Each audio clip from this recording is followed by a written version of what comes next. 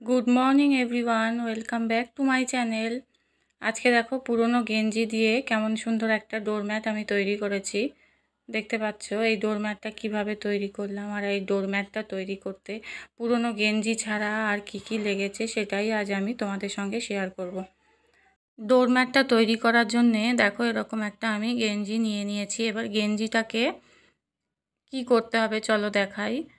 এই যে দেখো ওপরের অংশটা আর কি, যেখান দিয়ে হাতা আর কলারটাও রয়েছে সেই অংশটার সাইডটা আমি কেটে বাদ দিয়ে দিচ্ছি। দেখো ভিডিওতে দেখতে থাকো। এই যে দেখো যেভাবে আমি দেখাচ্ছি এইভাবে কাঁচি দিয়ে আমি কেটে বাদ দিয়ে দিয়েছিলাম টি শার্টের ওপরের অংশটা। এবার দেখো কি করতে হবে, এই পার্টটা কেটে বাদ দিয়ে দিচ্ছি। এই গেঞ্জিটা দেখে নিশ্চয়ই তোমরা চিনতে পারছো যারা আমার পুরনো ভিডিও দেখে থাকবে। এটা দিয়ে কিন্তু আমি আগেও একটা অর্গানাইজার তৈরি করেছিলাম, সেটাকেই আবার আরেকটা অন্য কাজে ইউজ করছি। এবার দেখো কেটে বাদ দেওয়া হয়ে গেল গেঞ্জিটার ওপরের অংশটা, দেখতে পাচ্ছ। এবার কিন্তু দুটো পার্ট রয়ে গেল গেঞ্জিটার। দেখো সামনের পার্ট আর পেছনের পার্টটা দুটো পার্ট রইল। এবার দেখো এরকম একটা রাইস ব্যাগ নিয়ে নিয়েছি। রাইস ব্যাগটা গেঞ্জিটার মাপ করেই কেটে নেব। একটু বড় সাইজের রয়ে গেছে ব্যাগটা। এই দেখো এবার এই গেঞ্জিটার মাপ করে কিন্তু আমি রাইস ব্যাগটা কেটে নিয়েছি। এবার এই রাইস ব্যাগটাকে কি করতে হবে চলো দেখাই। আমি একটা ওড়না নিয়ে নিয়েছি সুতির। এই যে এই ওড়নাটাকে রাইস ব্যাগের ওপরে আর নিচে দুটো পার্টে সেলাই করে দেবো, দুটো সাইডে সেলাই করে দেবো। রাইস ব্যাগটা মাঝখানে থাকবে আর ওড়নাটা উপরে থাকবে একটা পার্ট ওড়নার, আর একটা পার্ট ওড়নার রাইস ব্যাগের নিচে থাকবে। এবার দেখো ওড়নাটাকে রাইস ব্যাগের মাপ করে আমি কেটে নেব আগে, তারপরে সেলাই করে নেব। এই যে দেখো আমার কিন্তু এই মাপ করে রাইস ব্যাগের মাপ করে কেটে নেওয়া হয়ে গেছে ওড়নাটাকে।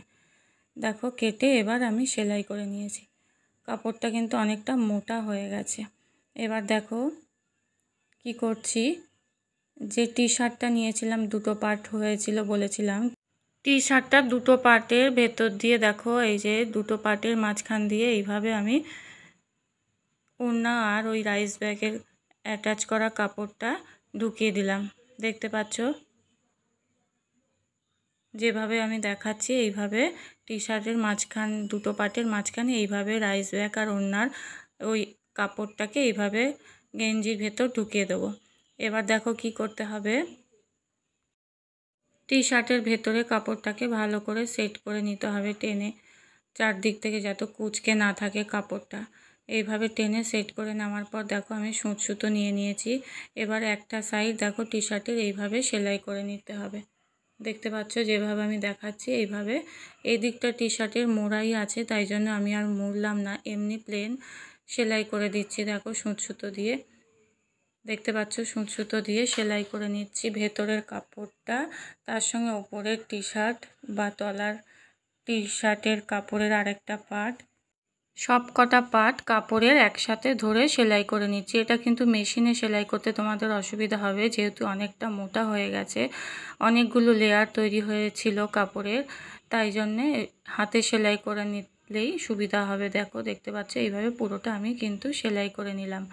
এবার এই সাইডটা সেলাই হয়ে যাওয়ার পর আরেকটা সাইড রয়েছে দেখো টি শার্টটার। এই যে দেখো এই সাইডটা আমার পুরো সেলাই হয়ে গেছে, দেখতে পাচ্ছ এইভাবে পুরোটা আমি সেলাই করে নিয়েছি। এবার দেখো আরেকটা সাইড কি করতে হবে, এই সাইডটা যেহেতু আমি কাপড় দিয়ে কেটে কাঁচি দিয়ে কেটে বাদ দিয়ে দিয়েছিলাম, এটা টি শার্টটার ওপরের পার্ট ছিল, মানে গলা দিকটা আর হাতার দিকটা আমি যে কেটে বাদ দিয়ে দিয়েছিলাম প্রথমেই, আগে তোমাদের দেখিয়েছিলাম সবার প্রথমে হাতার গলার ওপরের পোর্শনটা যে বাদ দিয়েছিলাম, তাই জন্য এই জায়গাটা গেঞ্জিটাকে কিন্তু আমাকে ডবল করে ফোল্ড করে নিতে হবে। ওই সাইডে কিন্তু আরেকটা সাইড যে আগে সেলাই করে দেখালাম সেটাই কিন্তু ডবল ফোল্ড করতে হয়নি, যেহেতু টি শার্টের গেঞ্জির নিচটা মোড়াই থাকে ওই জন্য এমনি আমি ধরে সেলাই করে দিয়েছি।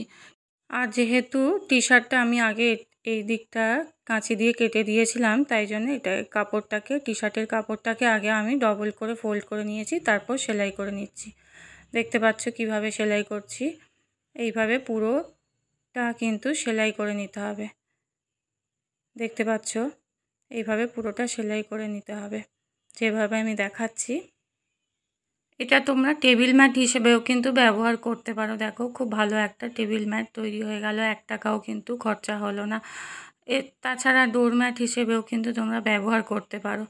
দেখো একদম ঘরের ফেলে দেওয়া জিনিস দিয়ে কিন্তু এই ডোরম্যাটটা তোমরা তৈরি করে নিতে পারবে, শুধুমাত্র টি শার্ট আর রাইস ব্যাগ দিয়ে। সুতির কাপড় বলতে তোমরা ওড়নার কাপড় না থাকলে বিছানার চাদরও নিতে পারো। দেখো ভেতরে যে আমি কাপড়টা নিয়েছি রাইস ব্যাগটাকে কভার করার জন্য, সেটা আমি ওড়না নিয়েছিলাম। তোমরা চাইলে বিছানার চাদর নিতে পারো। দেখতে পাচ্ছ কত সুন্দর একটা ডোরম্যাট তৈরি হয়ে গেল। আজকের এই ভিডিওটা তোমাদের কেমন লাগলো আমাকে অবশ্যই করে কমেন্ট করে জানাবে। ভালো লেগে থাকলে একটা লাইক করে দিও, শেয়ার করে দিও, অন্যদের দেখার সুযোগ করে দিও। তো আজকের মতো ব্লগটা আমি এখানেই শেষ করলাম। দেখা হচ্ছে আবার পরবর্তী ব্লগে, আবার নতুন কিছু নিয়ে আসবো।